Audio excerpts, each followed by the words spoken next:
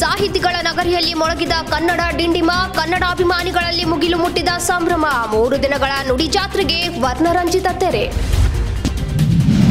ಮರಳು ಲಾರಿ ವಶಪಡಿಸಿಕೊಂಡಿದ್ದಕ್ಕೆ ಆಕ್ರೋಶ. ಪೊಲೀಸ್ ಠಾಣೆ ಎದುರು ಆತ್ಮಹತ್ಯೆಗೆ ಯತ್ನಿಸಿದ ಗೂಳಿಹಟ್ಟಿ ಶೇಖರ್. ಶಾಸಕರಿಂದ ನಡೆಯಿತು ಹೈಡ್ರಾಮಾ. ನಾಳೆ ನಾಡಿದ್ದು 2 ದಿನ Bharat bandh. Bus, auto, cab ಸೇವೆ ಸಿಗಲ್ಲ. ಶಾಲೆ, ಬ್ಯಾಂಕ್, ಸರ್ಕಾರಿ ಕಚೇರಿಗಳು ಡೌನ್. S9 ಟಿವಿಗೆ ಸ್ವಾಗತ. ನಾನು ವಿದ್ಯಾಶ್ರೀ. ರವಿವಾರ ರಜೆ ಇದ್ರೂ ರಜೆ ತೆಗೆದುಕೊಳ್ಳದೆ ಬೆಳಗಾವಿಯ ಪೋಸ್ಟ್ಮನ್ಗಳು ಕೇಂದ್ರ ಸರ್ಕಾರದ ಆಯುಷ್ಮಾನ್ ಯೋಜನೆಯ ಕಾರ್ಡ್ಗಳನ್ನು ಮನೆ ಮನೆಗೆ ತಲುಪಿಸಿದ್ದಕ್ಕೆ ಶಾಸಕ ಅನಿಲ್ ಬೆನ್ಕೆ ಮೆಚ್ಚುಗೆ ವ್ಯಕ್ತಪಡಿಸಿದ್ದಾರೆ. ಬೆಳಗಾವಿಯಲ್ಲಿ ಅಂಚೆ ಕಚೇರಿಗೆ ಭೇಟಿ ನೀಡಿದ ಶಾಸಕ ಅನಿಲ್ ಬೆನಕೆ ಆಯುಷ್ಮಾನ್ ಕಾರ್ಡುಗಳನ್ನು ವಿತರಿಸಿದರು. ಕೇಂದ್ರ ಸರ್ಕಾರದ ಆರೋಗ್ಯ ಯೋಜನೆಯಲ್ಲಿ ಒಂದಾದ ಆಯುಷ್ಮಾನ್ ಯೋಜನೆಯು ಬಡವರಿಗೆ ಅನುಕೂಲಕರವಾಗಿದೆ ಎಂದರು. ರವಿವಾರ ರಜೆ ಇದ್ರೂ ಸಹ ರಜೆ ತೆಗೆದುಕೊಳ್ಳದೆ ಬೆಳಗಾವಿಯ ಪೋಸ್ಟ್ ಮನ್ಗಳು ಕೇಂದ್ರ ಸರ್ಕಾರದ ಆಯುಷ್ಮಾನ್ ಕಾರ್ಡ್ಗಳನ್ನು ಮನೆ ಮನೆಗೆ ತಲುಪಿಸಿದ್ದಕ್ಕೆ ಶಾಸಕ ಅನಿಲ್ ಬೆನಕೆ ಮೆಚ್ಚುಗೆ ವ್ಯಕ್ತಪಡಿಸಿದರು. ಕೇಂದ್ರ ಸರ್ಕಾರ ಜಾರಿಯಾಗುವುದು ಒಂದು ಮಹತ್ವಾಕಾಂಕ್ಷಿ ಯೋಜನೆ. ಆ ಯೋಜನೆಗಳು 5 ಲಕ್ಷವನ್ನು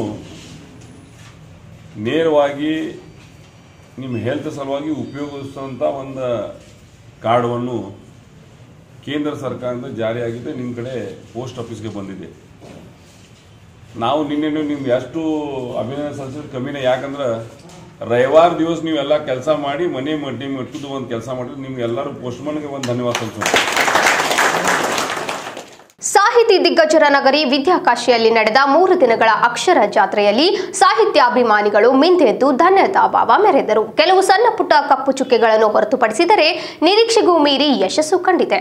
ಈ ಮೂಲಕ 84ನೇ ಅಖಿಲ ಭಾರತ ಕನ್ನಡ ಸಾಹಿತ್ಯ ಸಮ್ಮೇಳನಕ್ಕೆ ತೆರೆ ಬಿದ್ದಿದೆ.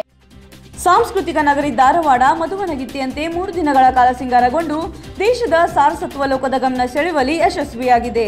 ಮುಂದಿನ ಸಾಹಿತ್ಯ ಸಮ್ಮೇಳನವನ್ನು ಕಲಬುರಗಿಯಲ್ಲಿ ನಡೆಸುವ ತೀರ್ಮಾನ ಕೈಗೊಂಡ ಬೆನ್ನಲ್ಲೇ 85ನೇ ಸಾಹಿತ್ಯ ಸಮ್ಮೇಳನದತ್ತ ಸಾಹಿತ್ಯಾಸಕ್ತರ ಚಿತ್ತ ಕೇಂದ್ರೀಕೃತವಾಗಿದೆ.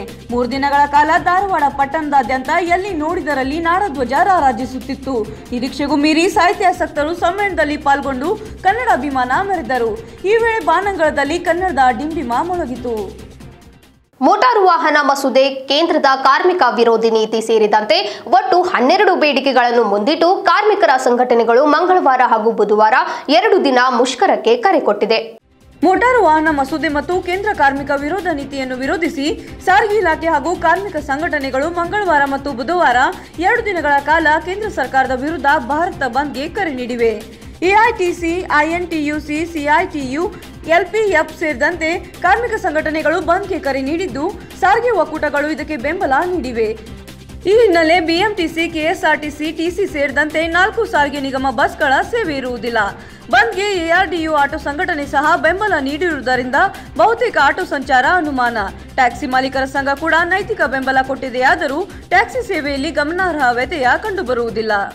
ಬಿಜೆಪಿ ಶಾಸಕ ಗೂಳಿಹಟ್ಟಿ ಶೇಖರ್ ನಿನ್ನೆ ಹೊಸದುರ್ಗ ಠಾಣೆ ಎದುರು ಪೆಟ್ರೋಲ್ ಸುರಿದುಕೊಂಡು ಆತ್ಮಹತ್ಯೆಗೆ ಯತ್ನಿಸಿದ್ದು, ಕೂಡಲೇ ಅವರನ್ನು ರಕ್ಷಿಸಿ ಪ್ರಾಥಮಿಕ ಚಿಕಿತ್ಸೆ ನೀಡಲಾಗಿದೆ.